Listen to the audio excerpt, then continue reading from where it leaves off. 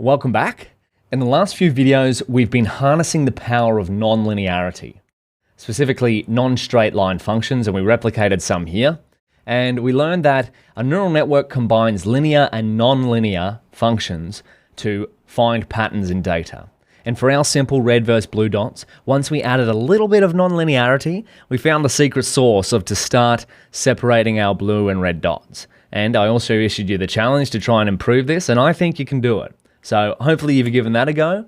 But now let's keep pushing forward. We're going to reiterate over basically everything that we've done, except this time from the point of view of a multi-class classification problem. So I believe we're up to section 8, putting it all together with a multi-class classification problem.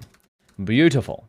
And recall the difference between binary classification equals one thing or another, such as cat versus dog, if you were building a cat versus dog image classifier, spam versus not spam for, say, emails that were spam or not spam, or even internet posts on Facebook or Twitter or one of the other internet services, and then fraud or not fraud for credit card transactions, and then multi-class classification is more than one thing or another. So we could have cat versus dog versus chicken. So I think we've got all the skills to do this.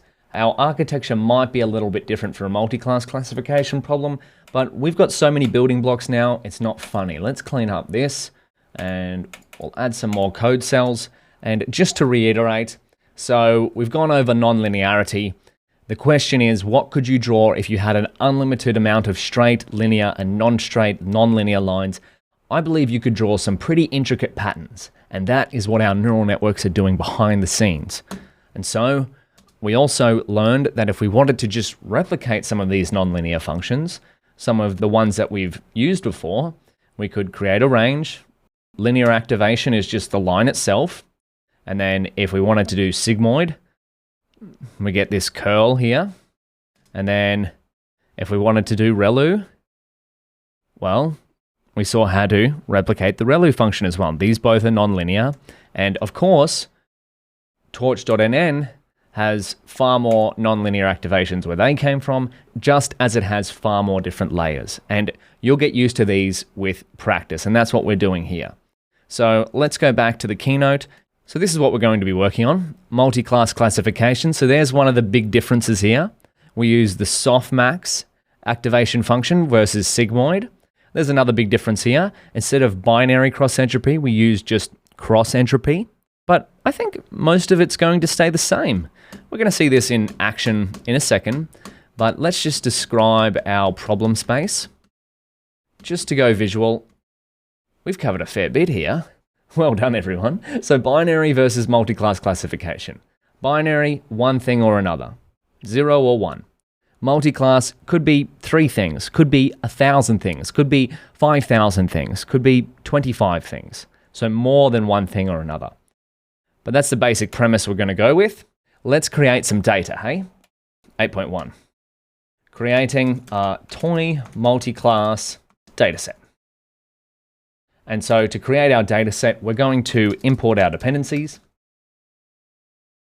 We're going to re-import torch, even though we already have it, just for a little bit of completeness. And we're going to go matplotlib. So we can plot. As always, we like to get visual where we can. Visualize, visualize, visualize. We're going to import from scikit-learn.datasets. Let's get make blobs. Now, where would I get this from? So sklearn.datasets, what do we get? Toy datasets. Do we have classification? Toy datasets, do we have blobs? If we just go make scikit-learn classification datasets, what do we get? Here's one option. There's also make blobs. Beautiful.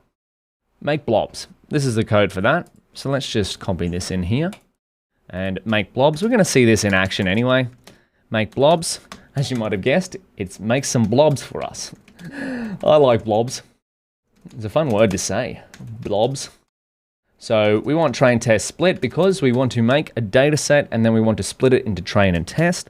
Let's set the number of hyperparameters. So set the hyperparameters for data creation. Now I got these from the documentation here. Number of samples, how many blobs do we want? How many features do we want? So say for example, we wanted 2 different classes. That would be binary classification. Say for example, you wanted 10 classes, you could set this to 10. And we're going to see what the others are in practice, but if you want to read through them, you can well and truly do that. So let's set up. We want num classes. Let's double what we've been working with. We've been working with 2 classes, red dots or blue dots. Let's step it up a notch. We'll go to 4 classes. Watch out, everyone. And we're going to go number of features will be 2. So we have the same number of features. And then the random seed is going to be 42. You might be wondering why these are capitalized. Well, generally, if we do have some hyperparameters that we say set at the start of a notebook, you'll find it's quite common for people to write them as capital letters just to say that, hey, these are some settings that you can change. You don't have to, but I'm just going to introduce that anyway because you might stumble upon it yourself. So create multi-class data. We're going to use the make blobs function here. So we're going to create some X blobs, some feature blobs, and some label blobs. We'll see what these look like in a second. I know I'm just saying blobs a lot, but we pass in here, none samples. How many do we want? Let's create 1,000 as well. That could really be a hyperparameter, but we'll just leave that how it is for now. Number of features is going to be num features. Centers equals num classes. So we're going to create 4 classes because we've set up num classes equal to 4. And then we're going to go center standard deviation.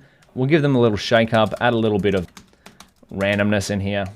Give the clusters a little shake up. We'll mix them up a bit, make it a bit hard for our model.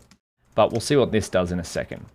Random state equals random seed, which is our favorite random seed, 42. Of course, you can set it whatever number you want, but I like 42. Oh, and we need a comma here, of course. Beautiful. Now, what do we have to do here? Well, because we're using scikit-learn, and scikit-learn leverages NumPy, so let's turn our data into tensors. Turn data into tensors, and how do we do that? Well, we grab xblob, and we call torch from NumPy. From NumPy, if I could type, that would be fantastic. That's all right. We're doing pretty well today. Haven't made too many typos. We did make a few in a couple of videos before, but hey, I'm only human. So we're going to torch from NumPy, and we're going to pass in the y blob, and we'll turn it into torch.float because remember NumPy defaults as float 64, whereas PyTorch likes float 32. So split into training and test, and we're going to create xblob train, y or x test, xblob test.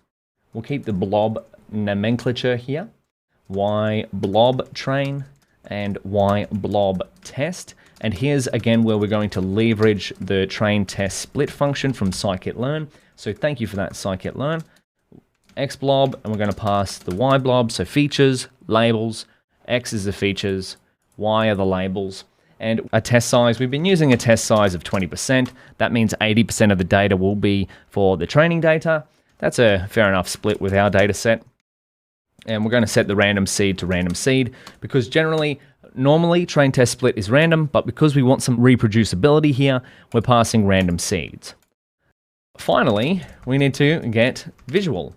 So let's plot the data. Right now we've got a whole bunch of code and a whole bunch of talking, but not too much visuals going on. So we'll write down here, visualize, visualize, visualize. And we can call in plot.figure. What size do we want? I'm going to use my favorite hand in poker, which is 10.7, because it's generally worked out to be a good plot size for, in my experience anyway. We'll go xblob. And we want the 0th index here, and then we'll grab xblob as well. And you might notice that we're visualizing the whole data set here. That's perfectly fine.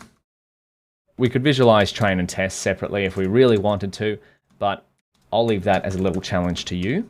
And we're going to go red, yellow, blue. Wonderful. What did we get wrong? Oh, of course we got something wrong. Center STD. Did we spell center wrong? Cluster STD. That's what I missed. So cluster STD. Standard deviation. What do we get wrong? Random seed. Oh, this needs to be random state. Oh, another typo.